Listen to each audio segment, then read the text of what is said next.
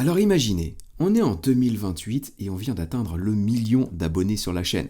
Pour vous remercier et fêter ça avec vous, je vous emmène tous aux États-Unis pour faire un voyage incroyable. Et là, on est en train de se balader tranquillement dans un désert emblématique quand tout à coup, on tombe sur une lumière assez étrange. Qu'est-ce qu'on décide de faire? Bien évidemment, notre curiosité nous pousse à gravir la colline pour aller voir, et là, stupeur, on tombe sur un bâtiment incroyable, secret, futuriste, invisible du ciel pour des questions de sécurité. Eh bien, qu'est-ce que c'est que ce bâtiment? Eh bien, c'est le projet Stargate qui a vu le jour. C'est dans ce bâtiment que se trouve GPT-8, la super intelligence artificielle du futur qui fait tout mieux que nous, plus rapidement que nous, et forcément elle a révolutionné le monde. Alors, c'est quoi ce projet Stargate? Pourquoi c'est important pour OpenAI et pour l'IA en général? Eh bien, c'est ce qu'on va analyser ensemble dans cette vidéo. Vous allez voir, c'est passionnant à suivre, mais ça soulève quand même pas mal de questions auxquelles vous pourrez me répondre en commentaire à la fin de la vidéo. Maintenant, pour bien commencer notre analyse, on va se pencher sur un défi crucial. ChatGPT et GPT-4 sont des outils incroyables. On a la mémoire courte, mais quand c'est sorti il y a un an, on était bluffé par ces nouvelles technologies, la possibilité de partager des fichiers avec l'intelligence artificielle, de générer des images ou encore de générer des audios, différents types de textes, c'était juste bluffant. Mais voilà, on en est revenu et ça y est, on est blasé et maintenant on a plutôt le regard qui se porte vers les défauts de cette intelligence artificielle. Et en fait ça, c'est naturel, ça arrive à tout le monde et même Sam Altman, comme vous le voyez dans l'interview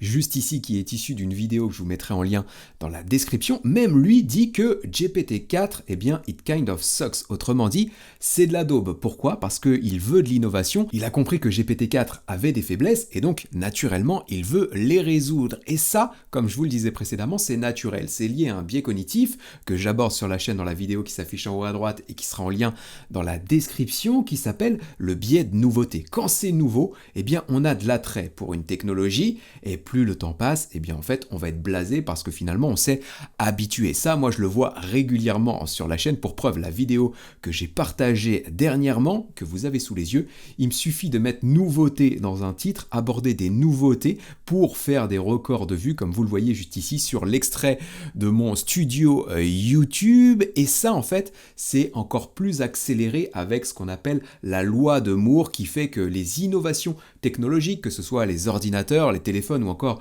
les voitures, eh bien, évoluent à vitesse grand V. La loi de Moore, en fait, c'est une loi qui veut que la puissance de calcul, eh bien, double chaque année, et donc du coup, eh bien, les innovations sont derrière exponentielles. La vitesse de progrès est exponentielle. Pour l'illustrer, j'ai demandé à ChatGPT via le GPT's Diagrams que je vous présente dans la vidéo, là aussi qui s'affiche en haut à droite et qui sera en lien dans la description, eh bien, de me faire un diagramme illustrant les innovations autour de l'informatique pour que vous puissiez voir vraiment ce niveau d'accélération. Et comme vous le voyez juste ici, depuis 2020, on enchaîne les innovations et avec l'arrivée de l'intelligence artificielle 2024-2025, ça va être juste incroyable ce qui va se passer. Et donc, cette vitesse accrue du progrès fait qu'on est de plus en plus impatient envers l'intelligence artificielle, et notamment quand on entend parler de l'intelligence artificielle générale qu'on évoque régulièrement sur la chaîne, ce qu'on appelle l'AGI ou encore la super intelligence artificielle. Cette AGI, eh bien, c'est une intelligence artificielle qui serait meilleure que tous les humains réunis dans n'importe quelle tâche. Et donc, quand on s'intéresse à l'AGI,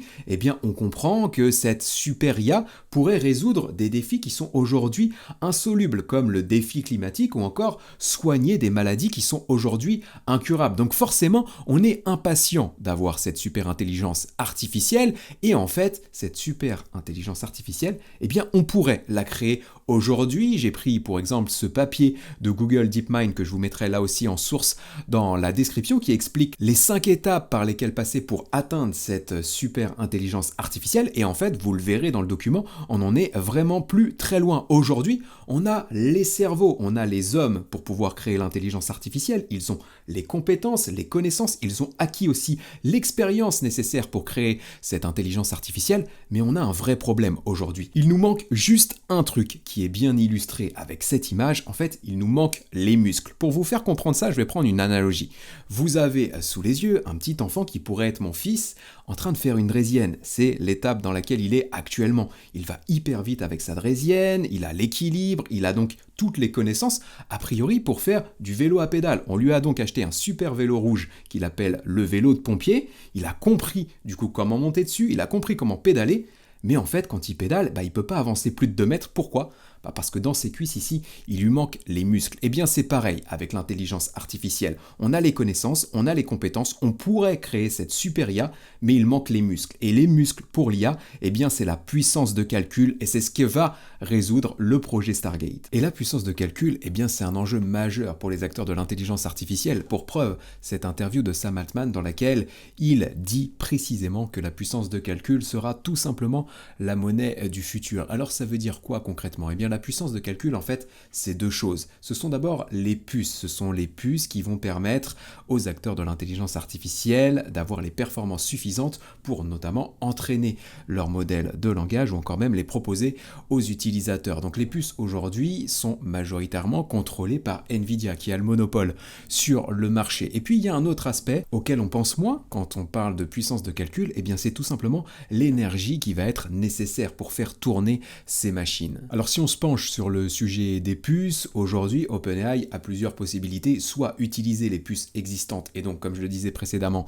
les puces Nvidia, ou alors lancer et travailler sur ses propres puces. C'est la raison pour laquelle Sam Altman, il y a quelques semaines, s'était lancé dans une levée de fonds record qui n'a pas abouti, logiquement ça prendra du temps, mais une levée de fonds monumentale de 7000 milliards de dollars. Donc pour le projet Stargate, clairement OpenAI devra plutôt s'équiper de puces Nvidia. Ces puces vont lui permettre de créer un super ordinateur, celui qui sera dans le désert comme on l'a vu en début de vidéo. Alors ça peut être difficile pour nous en tant que grand public de comprendre ce qu'est un super ordinateur. On peut imaginer ici, comme l'a fait Dali sur ChatGPT, un méga ordinateur qui serait bien plus grand que notre bureau. Non, un super ordinateur, c'est pas à ça que ça ressemble plutôt à ce que vous avez sous les yeux, une sorte de data center avec des milliers et des milliers de processeurs, donc nécessaires pour entraîner les modèles de langage. Et le problème avec ce genre de super ordinateur, eh bien déjà, c'est qu'il faut un espace assez volumineux pour pouvoir l'installer. C'est la raison pour laquelle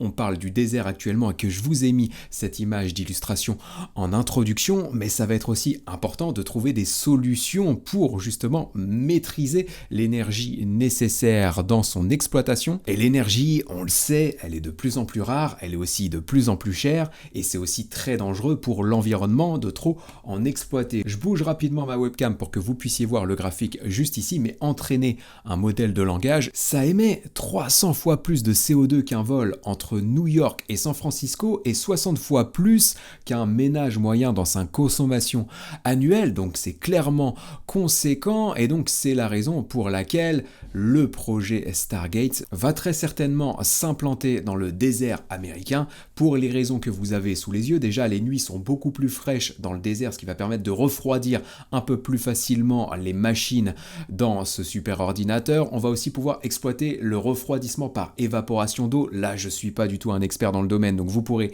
rechercher des informations sur Internet si vous souhaitez creuser le sujet. Et puis ça va permettre aussi à OpenAI d'exploiter des énergies renouvelables en mettant, par exemple, sur son super ordinateur, eh bien, des panneaux solaires pour produire l'énergie nécessaire à son exploitation. Puis au-delà de ça, dans le désert, on a des grands espaces pour installer du coup ce bâtiment, l'installer de manière secrète et aussi sécurisée, et puis aussi permettre à OpenAI d'avoir des coûts fonciers qui sont plus bas dans un environnement comme celui-ci. Donc c'est la raison pour laquelle le super ordinateur Stargate devrait logiquement s'implanter dans le désert américain, mais le problème qu'on va avoir avec ce projet Stargate, eh bien c'est qu'il va coûter une grosse somme d'argent, 100 milliards de dollars pour être précis, et quand on demande à ChatGPT de nous illustrer dans une image ce que représente 100 milliards de dollars, eh bien pour lui c'est une pile conséquente de billets qui monte jusqu'au ciel. Ça va pas nous parler à nous en tant qu'individus, mais si on fait le rapprochement par exemple avec le PIB de certains pays, eh bien ça équivaut au PIB de pays comme le Paraguay, le Cameroun, la Côte d'Ivoire ou encore la Croatie. Et pour trouver encore plus parlant, eh bien si on se base sur le salaire de Mbappé que vous avez sous les yeux, son salaire annuel, eh bien il faudrait que Mbappé joue plus de 1300 ans au foot pour acquérir ces 100 milliards de dollars. Donc clairement, Sam Altman, ces 100 milliards, il les a pas, et c'est la raison pour laquelle dans ce projet Stargate, eh bien il va s'associer une nouvelle fois avec Microsoft. Microsoft fait partie du projet et clairement Microsoft, qu'est-ce qu'il a gagné de tout ça? Qu'est-ce qu'il a gagné de débourser 100 milliards de dollars pour créer la super IA d'OpenAI? Eh bien, c'est tout simplement en avoir l'exclusivité. Et ça a été une des raisons de la plainte d'Elon Musk envers OpenAI. J'ai couvert cette affaire totalement et en détail dans la vidéo qui est juste ici, que je vous partagerai en lien dans la description, donc allez voir si vous souhaitez creuser le sujet, mais c'est vraiment l'intérêt pour Microsoft d'avoir l'exclusivité des futurs modèles d'intelligence artificielle d'OpenAI, et donc ce qu'il faut attendre, c'est que ce projet Stargate voit le jour en 2028, mais il y a une question à laquelle je n'arrive pas à trouver de réponse et pour laquelle du coup je vais susciter votre avis en commentaire, c'est la raison pour laquelle OpenAI recrute à tour de bras. Vous le voyez sur LinkedIn, il y a plus de 227 postes ouverts actuellement chez OpenAI et concrètement sur tous les sites web, si vous faites une recherche sur Internet, vous verrez qu'il y a 3000 postes ouverts actuellement chez OpenAI. Et donc, si on est avec le projet Stargate si près de la super intelligence artificielle, de l'AGI dont je parlais tout à l'heure, et donc de l'automatisation de la grosse majorité des tâches dans notre quotidien professionnel, pourquoi OpenAI recrute à tour de bras actuellement? C'est juste pas rationnel et il y a un réel paradoxe là-dessus. Et donc si on se repenche un petit peu sur les 5 étapes proposées par Google pour atteindre cette super intelligence artificielle, eh bien en fait on va pouvoir constater qu'atteindre l'AGI, ça va pas simplement nécessiter une puissance de calcul. Il va falloir d'autres modèles de langage, d'autres méthodes d'entraînement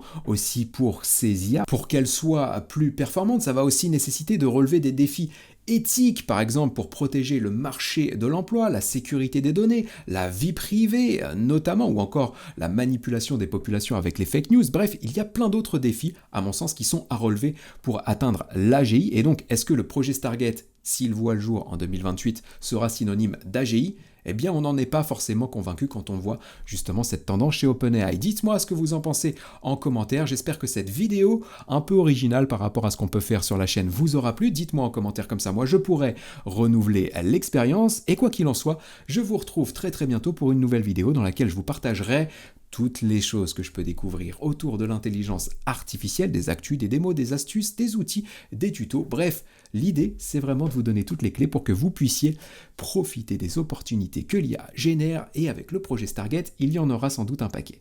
À très bientôt donc. Ciao!